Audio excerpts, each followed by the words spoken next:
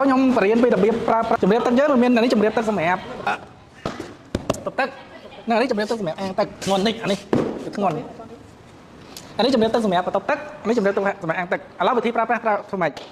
មួយយើងធ្វើជំរាបទឹកយើងធម្មតាយើងចាក់ប្លង់សេឬក៏យើងចាក់ស្អាតហើយបន្ទាប់មកយើងស៊ីម៉ង់យើងទុកឲ្យស្ងួតយើងធ្វើរៀបស្មើអញ្ចឹងមកសម្រាប់យើងធ្វើជំរាបទឹកអញ្ចឹងទី1យើងរុញឲ្យជំរាបទឹកថានេះបន្ទប់ទឹកចាស់យើងបរៀនបន្ទប់ទឹកអានេះដូចគ្នាប្រើប្រាស់យើងរុញតែចេះរុញទៅអសបអញ្ចឹងណាយើងធ្វើជំរាបទឹកត្រឹមហ្នឹងយើងរុញប៉ុណ្ណឹងទៅរុញយើងក៏រុញកុំឲ្យក្រាស់ពេក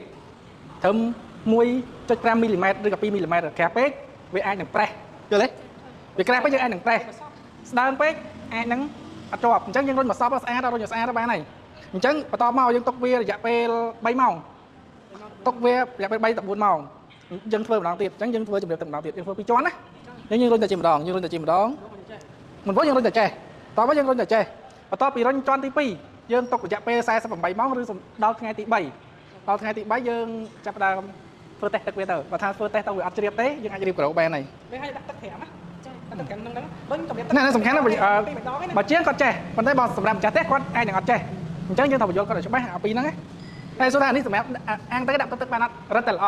ប៉ុន្តែសម្រាប់ទឹកអាចអាំងទឹកបានទេបើខ្ញុំថាចង់បានល្អជាងនេះអញ្ចឹងយើងត្រូវដាក់អាំងទឹក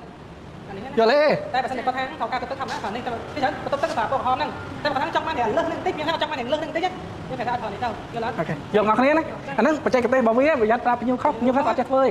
អញ្ចឹងគាត់អាចនឹងឲ្យជាងគាត់ចេះហើយ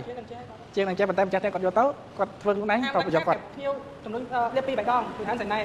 ជំរាបទឹកខ្ញុំនិយាយថា2 3ដង2 ដល់ 2 3 ដល់ 3យល់ទេចា៎អូខេ